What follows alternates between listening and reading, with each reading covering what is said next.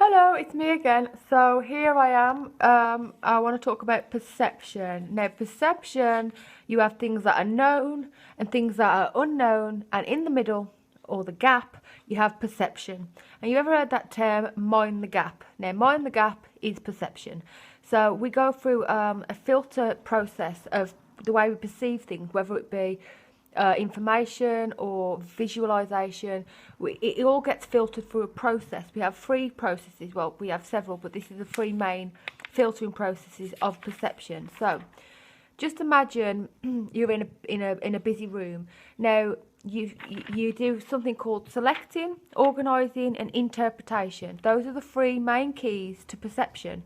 Now, selected means you tend to generally focus your attention on one thing. So if you're in a busy room now and I see something pink, straight away I'm going to look towards, there can be many other colours in the room, but because I look pink, I'm going to select, my eyes are going to select what is most important to me. This all happens without even thinking about it. So obviously, because I'm in a room and I can see red, blue, green, orange, but I see one pink vase, for example, straight away my eyes are going to gravitate towards the vase, because that is my subconscious linking what's most important to me is the pink vase, because obviously I love pink.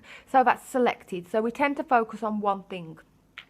And then from the selective, we do something called organisation. Now, the organisation is looking into the proxy, relating everything to past experiences. Now, this is where most people's perceptions are wrong, because what happens is you filter things in your organising, whatever you want to call it.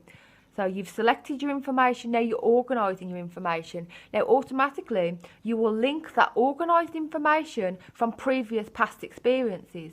So for example, if you've had a man with glasses shout at you and frighten you at some point, and you walk in a room and you see a man with glasses, straight away you do not like that person automatically. And you do not like that person automatically is because you've related it to past experiences. So it's a faulty perception, but it's your perception and that's the way you've perceived it.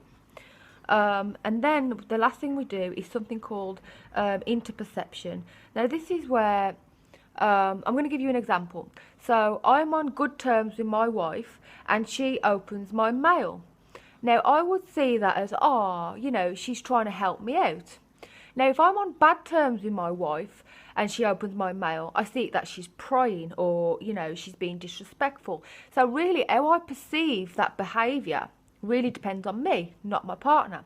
So just take two separate days. Day one, she opens my mail and I think that she's doing good for me. Day two, she opens my mail and because we're not on good terms on that day, I see it as she's prying or she's being disrespectful or being secretive or whatever it is. So really, my perception really depends on me. Now I have got as my cover photo, which will make a lot of sense to what I'm trying to say in this video.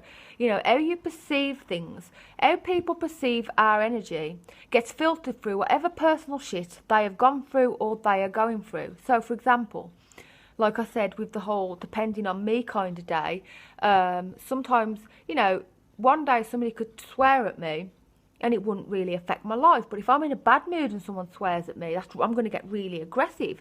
So really, everything gets filtered in my perception of how I generally feel and through my own life experiences.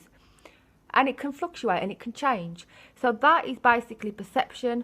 And when people say mind the gap is reality and perception.